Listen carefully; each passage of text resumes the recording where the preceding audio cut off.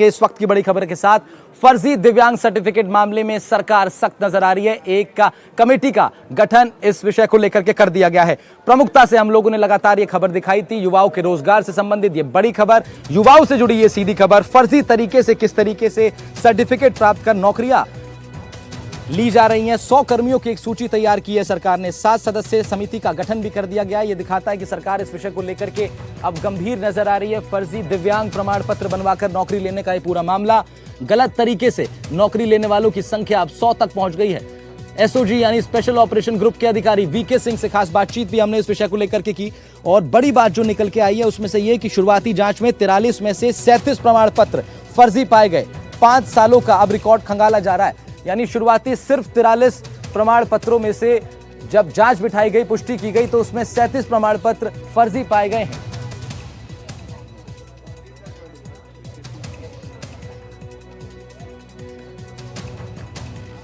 Sir, अपने आप में बहुत चौंकाने वाला, हैरान करने वाला और जिस तरह से खुलासे लगातार हो रहे हैं, लिस्ट बहुत बड़ी होती जा रही है। अभी क्या स्थिति है इस पूरे मामले की?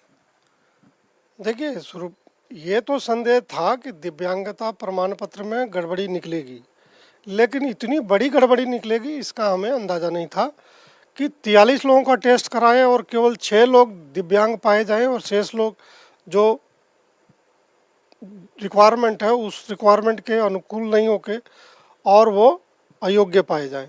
तो ये एक हम लोगों के लिए भी एक बहुत आश्चर्यजनक बात थी कि इतनी बड़ी संख्या में लोग, अयोग्य लोग, ये सर्टिफिकेट हासिल कर लिया और इन्होंने सरकारी नौकरियां ले ली।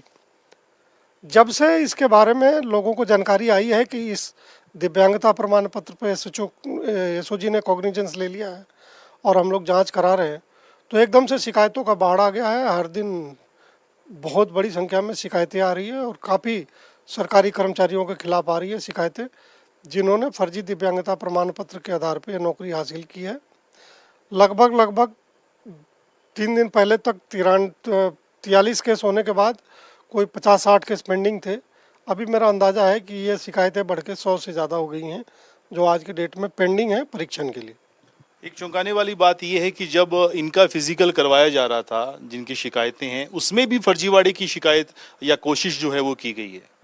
ये बिल्कुल सही है। जो कार्मिक विभाग ने अपने अशोक नामक जो उनका साहब क्लर्क का है, उसके लिए जब कार्यालय सहायक, उसके लिए जब वो टेस्ट कराने गए थे वहाँ, तो पता चला कि उसने विभाग को धोखा देके, और विभाग को तो बताया था कि वो 11 बजे के आसपास आएगा, लेकिन वो खुद जल्दी चला गया और वहाँ जाके उसने कोशिश की कि वो उसका मेडिकल परीक्षण नहीं होके जो वाकई में दूसरा लड़का था जो ओरिजिनल रूप से सर्वे बाधित है, उसको बैठा के वो टेस्ट करा दे।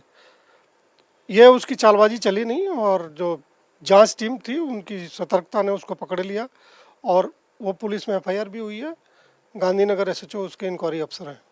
बातचीत के लिए बहुत शुक्रिया। कैमरामैन जसराज के साथ सुशांत पारिक, एनडीटीवी, जयपुर।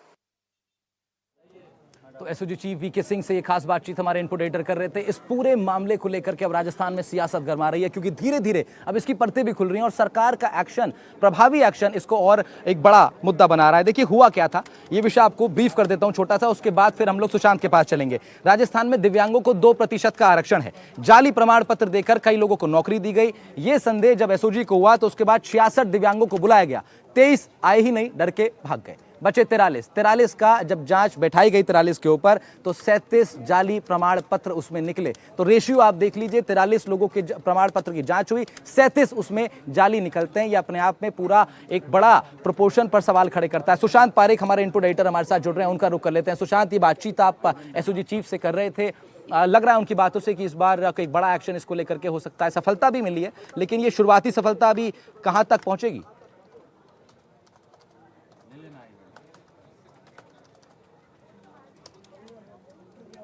के मुताबिक ये लिस्ट बहुत लंबी हो सकती है।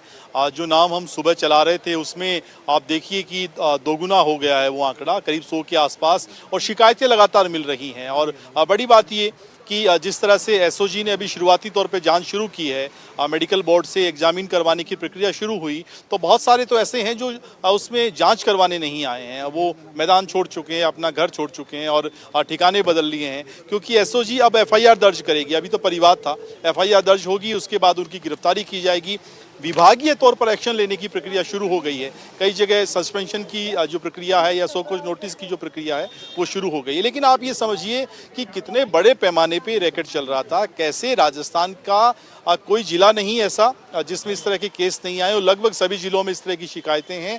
और दूसरा, ऐसी कोई नौकरी नहीं है। आप ये देखिए, सीएमओ से लेकर आरपीएससी संवैधानिक संस्था में इस तरीके से फर्जीवाड़े के जरिए नौकरी हासिल करना कोई सामान्य काम नहीं है। और बड़ा अगर इसमें जो कहें इन जालसाजों की हौसला जो कहें इनका, आप देखिए कि जब इनकी दोबारा फिर से परीक्षण करवाया जाता है, उसमें फिर से डमी कैंडिडेट बिठाने की वो कवायद करते हैं। तो आप इनकी हिम्मत हौसला भी देखिए, किस कदर ये लोग पेशेवर हो चुके हैं और सिस्टम को चुनौती दे रहे हैं। उससे बड़ी बात ये है राहुल कि अब इस मामले में एक 7 सदस्य कमेटी का गठन सरकार की तरफ से कर दिया गया है। मुख्यमंत्री ने इस मामले में बहुत गंभीरता और सख्त निर्देश दिए हैं कि किसी भी तरीके से किसी सक्षम व्यक्ति का जिसका हक था वो नहीं खोना चाहिए। फर्जीवाड़ा पूरी तरीके से जड़ से खत्म होना चाहिए। और अब कमेटी इस तरह के दिव्यांग सर्टिफिकेट वाले तमाम जो केस हैं उनका हो सकता है फिर से परीक्षण करवाए, ताकि किसी भी तरीके से कोई एक व्यक्ति भी फर्जीवाड़े से नौकरी हासिल करने वाला